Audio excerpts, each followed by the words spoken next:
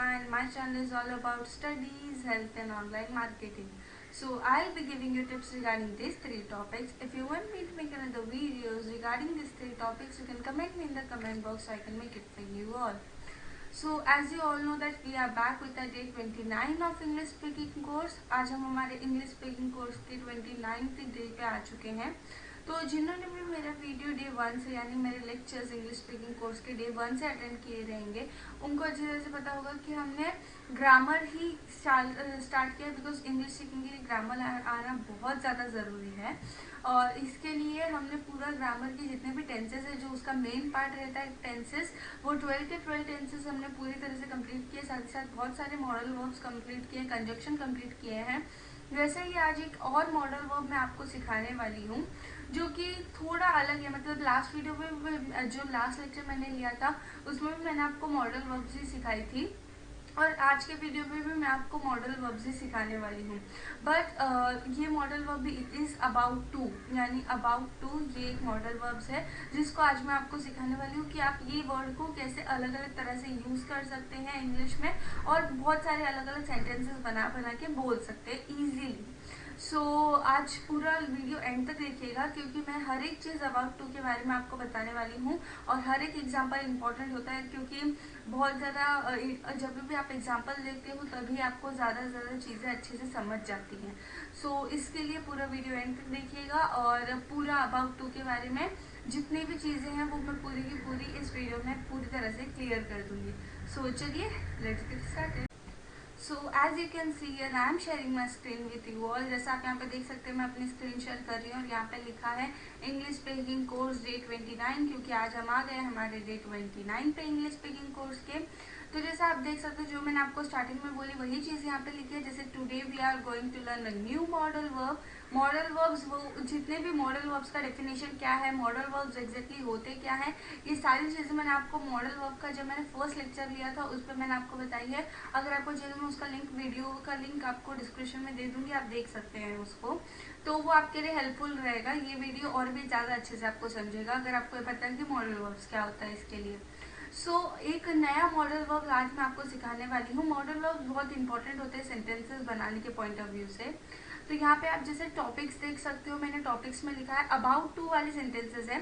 पर जैसे आप जानते हो कि हमारे पास तीन टेंसेस है, तीन मेन टेंसेस है, प्रेजेंट, पास्ट और फ्यूचर. तो ये जो तीन मेन टेंसेस है उनके ही बेसिस पे ये अबाउट टू वाला जो मॉडल वर्ब है वो अलग अलग हेल्पिंग वर्ब के साथ रिलेट करता है. तो यहाँ पे आप जैसे देखोगे प्रेजेंट टेंस में इज आता है, एम आता है और एर आता है, आर आता है एज अ हेल्पिंग वर्ब. तो यहाँ पे is about to, am about to और हार अबाउट टू आ जाएगा. जब पास्ट टेंस की बात करें हम लोग तो वॉज और वेयर उसका ये रहता है हेल्पिंग वर्ब रहता है. So was about to, were about to आ जाता है. और जब हम लोग फ्यूचर टेंस की बात करें तो फ्यूचर टेंस में विल अबाउट टू या विल रहता है, विल और शाल रहता है. तो यहाँ पे आ जाता है विल बी अबाउट टू. यहाँ पे बी एक एक्स्ट्रा लग जाता है, बाकी पूरा सेंटेंस सेम ही रहता है.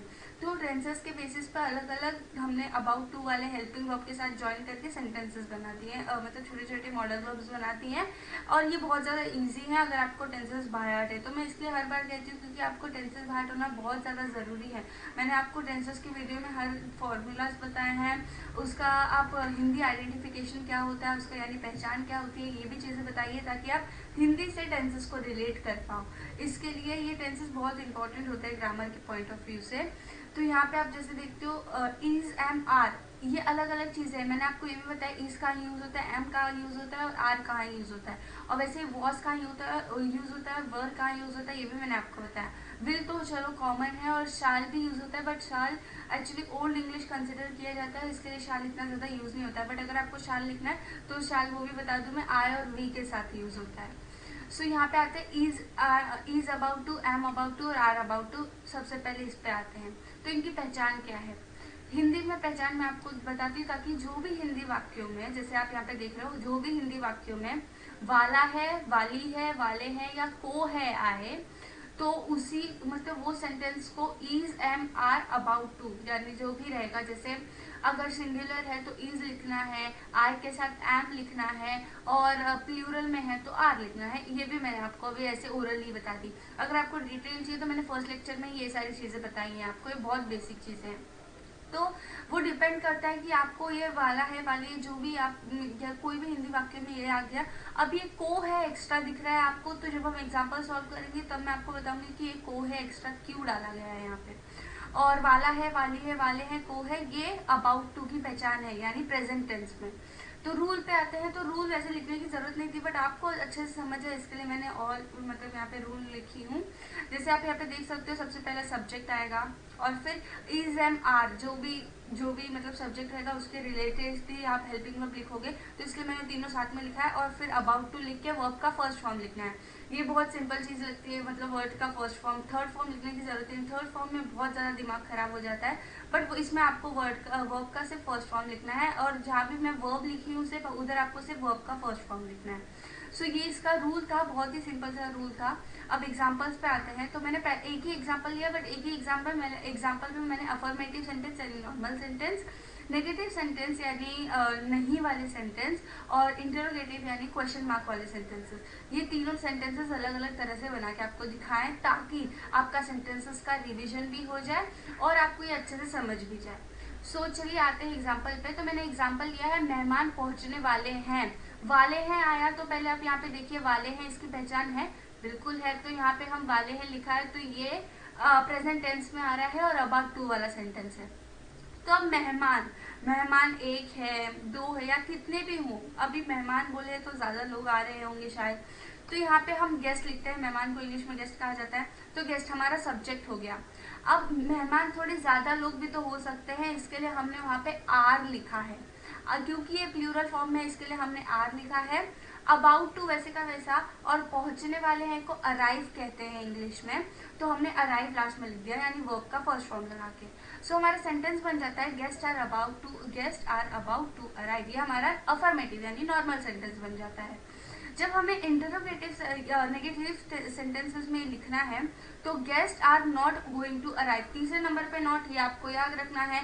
अबाउट टू के बाद नॉट लगाना है, ऐसा बिल्कुल नहीं सोचना है आपको। तीसरे नंबर पे यानी गेस्ट आर नॉट, अब तीसरे नंबर पे आ जा रहे हैं ना नॉट, तीसरे नंबर पे नॉट लगाना है, और बाकी पूरा सेंटेंस सेम। तो यहाँ पे guest are not going to arrive हमारा सेंटेंस बन जाता है। अफर्मेटिव की जब हम बात करते हैं, तो ये भी मैंने आपको बताया था कि अफर्मेटिव सेंटेंस आपको जब भी बनाना है, तो आपको एक मतलब जो भी हेल्पिंग वर्ब रहेगा वो सेंटेंस में उसको आगे लिखना है, बाकी पूरा सेंटेंस सेम पे कर दो। तो यहाँ पे देखिए, आर हमारा हेल्पिंग वर्ब है, तो हमने लिख दिया are guest going to arrive. Guest going to arrive पूरा सेम है, बस यहाँ पे हमने आर को उठा के स्टार्टिंग में डाल दिया। हमारा इंटरोगेटिव यानी क्वेश्चन मार्क वाला सेंटेंसेस तैयार। तो ये हमारे एग्जाम्पल थे। अब आपको डाउट रहेगा कि को है क्यों आया था, तो ऐसा है कि मेहमान पहुंचने वाले हैं, ये बहुत लोग ऐसे भी कहते हैं, और बहुत लोग ऐसे भी कहते हैं कि मेहमान पहुंचने को हैं, ऐसे भी बहुत लोग कहते हैं। इसके लिए मैंने वहां पे को है भी डाल दिया, ताकि आपको कोई कंफ्यूजन ना रह जाए। और को है तो इतना छोटू सा वर्ड है, को है, बस आपको तुरंत बाहर भी हो जाएगा।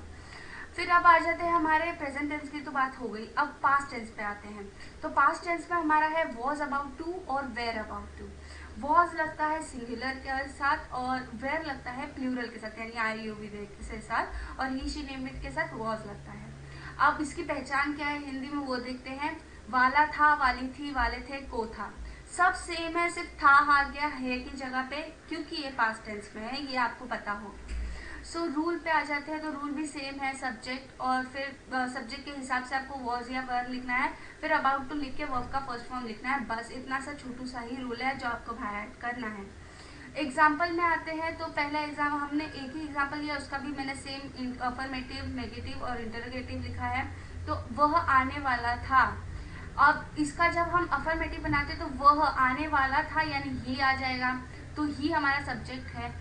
ही में आपको बताओ ही सिंगुलर है, तो इसके लिए वहां पे वॉज लगेगा, तो वॉज लगा दिया। अबाउट टू लगा दिया क्योंकि वाला था आया है, और कम यानी आना, तो आना का फर्स्ट फॉर्म यानी कम लिख दिया हमने, तो हमारा पूरा सेंटेंस बन जाता है he was about to come.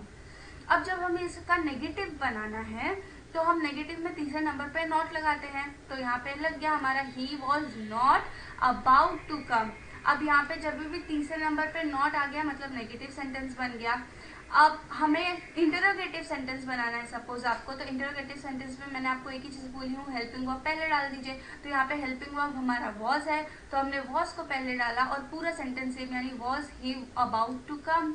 यानी हमारा क्वेश्चन मार्क, यानी हम पूछ रहे हैं was he about to come, ये हमारा इंटरोगेटिव सेंटेंस बन गया, ये यानी क्वेश्चन मार्क वाला सेंटेंस बन गया। तो ऐसे ही पास्ट टेंस में was about to, were about to use किया जाता है, और ये मैंने आपको एग्जाम्पल के तौर पे भी समझा दिया। अब को था का भी अगर आपको चाहिए तो मैं बता देती हूँ, वह आने को था, ऐसे बहुत लोग ऐसे भी बोलते हैं वह आने को था, तो इसके लिए को था भी इसका पहचान है, वो भी आपको बाहर ऐड कर लेना है। एक्चुअली है की जगह पे था लगाना है, बस उतना ही आपको याद रखना है क्योंकि ये पास्ट टेंस में। अब हमारे लास्ट टेंस पे आ जाते हैं जो कि फ्यूचर टेंस है। तो विल बी अबाउट, यहाँ पे सिर्फ विल बी अबाउट ही मैंने बताई हूँ विल बी अबाउट के बारे में। अगर आपको चाहिए तो आप शाल भी यूज कर सकते हो, तो शाल आई और वी के साथ यूज होता है, इतना मैं आपको बता दे रही हूँ क्योंकि वो ओल्ड इंग्लिश कंसिडर किया जाता है, इसके लिए मैंने आपको नहीं बताया। पहचान की बात करें तो वाला होगा, वाली होगी, वाले होंगे और को होगा, यानी अब था और है की जगह पे होगा आ गया क्योंकि ये फ्यूचर टेंसेस में चला गया। तो ये ऐसे ही आपको छोटे छोटे चीजें याद रखनी है और इससे आपका बड़े बड़े सेंटेंसेस आप आसानी से बना लोगे। रूल की बात करें तो सब्जेक्ट, और इसमें तो सिर्फ विल ही है, तो विल बी अबाउट टू और बी एक्स्ट्रा लगेगा यहाँ पे, विल बी अबाउट टू और फिर वर्ब का फर्स्ट फॉर्म, यही आपको लिखना है। अब एग्जाम्पल्स की जब हम बात करते हैं, एग्जाम्पल देखना होगा क्योंकि एग्जाम्पल जब हम देखते हैं तो ही हमें अच्छे से समझता है। तो मैंने यहाँ पे एग्जाम्पल लिया है, हम गाने वाले होंगे। तो अब यहाँ पे वी, हम यानी वी होता है, will be about to, will be about to तो इसमें से विल ही है, तो विल बी अबाउट टू, गाने को सिंग कहते हैं तो will be about to sing, we will be about to sing, हमारा सेंटेंस ऐसे बन जाता है। नेगेटिव में तीसरे नंबर पे not, we will not be about to sing. आपको बिल्कुल भी ऐसा नहीं सोचना है कि पहले सब्जेक्ट लिखूं फिर will be about to not, ऐसे नहीं लिखना है आपको तीसरे नंबर पे, यानी we will not be about to sing, तो हमारा नेगेटिव सेंटेंस बन जाता है। और तीसरा जो है वो इंटरोगेटिव सेंटेंस है, यानी will we be about to sing. पहला इसमें ये जो हेल्पिंग वर्ब है वो विल है, तो विल को आगे किया और पूरा का पूरा सेंटेंस वैसे का वैसा, तो बी अबाउट टू सिंग वैसा डाल दिया, तो will we be about to sing, ये हमारा क्वेश्चन मार्क वाला सेंटेंस बन गया। तो आप देख सकते हो कितने आसानी से हमने तीनों की तीनों टेंसेस के हिसाब से अबाउट टू वाले जितने भी मॉडल वर्ब्स है वो कंप्लीट कर लिए हैं। अब आते हैं हमारे बेसिक प्रैक्टिस पे, मैं आपको हमेशा देती हूँ ये बेसिक प्रैक्टिस। ये बेसिक प्रैक्टिस आप चाहे तो इसका स्क्रीनशॉट ले सकते हैं, आप वीडियो को पॉज करके भी आप लिख सकते हो। बेसिक प्रैक्टिस इंपॉर्टेंट है क्योंकि जब भी आप कोई चीज़ पढ़ते हो तो उसके बाद तुरंत मतलब अगर लिख लेते हो ना, कोई प्रैक्टिस कर लेते हो उससे रिलेटेड, तो ज़्यादा अच्छे से दिमाग में रहती है। तो इसके लिए मैं आपको ये बहुत साथ ही सेंटेंस है, छोटे छोटे हैं जो आपको सिर्फ ऐसे ही जैसे मैंने अभी आपको कन्वर्ट करके दिखाया वैसे ही कन्वर्ट करना है। कन्वर्ट करके आप बुक पे भी कन्वर्ट कर सकते हो और कन्वर्ट करके आप कमेंट बॉक्स में कमेंट कर दीजिए इसका जो भी आंसर रहेगा। अगर आपका आंसर राइट रहेगा तो मैं थम्स अप का यानी लाइक का बटन दबा दूंगी, और अगर आंसर रॉन्ग रहेगा तो मैं आपको कमेंट बॉक्स में बता दूंगी कि आपने क्या गलती की है। टेंशन मत लीजिए, ये बहुत आसान है, आप तो आसानी से ये सेंटेंसेस को अगर आपने पूरा वीडियो अच्छे से देखे हो, हर एक चीज़ समझे हो, तो आसानी से आप ये पूरा का पूरा सेंटेंसेस सॉल्व कर लोगे। सो इतना ही मैं अबाउट टू के बारे में, जितने भी मॉडल वर्ब्स आपको जितने भी रिलेटेड मतलब थे वो मैंने आपको पूरी तरह से अबाउट टू के बारे में पूरी जानकारी दे दी है। So I hope you like my video, and if you liked it, please like, share and subscribe my channel so I can make another videos for you all. और subscribe करना मत भूलिएगा क्योंकि मैं जितने भी लेक्चर्स अभी, जैसे आप जानते हो कि अब हम आ गए हमारे 30 डे भी होने वाले हैं इंग्लिश स्पीकिंग कोर्स के, और बहुत ज़्यादा बेसिक कोर्स अभी ले रही हूँ मैं, तो 30 डे होने वाले ही हैं। तो इसके साथ ही साथ हम 60 डेज भी बहुत आसानी से कंप्लीट कर लेंगे, और आपको हर एक वीडियो टाइम टू टाइम मिलना चाहिए। जो भी मैं आपको ग्रामर के बारे में बताती हूँ, हर एक लेक्चर जितना भी मैं आपको बताती हूँ वो टाइम टू टाइम मिलना चाहिए, इसके लिए सब्सक्राइब करना मत भूलिएगा। So thank you for watching, bye bye.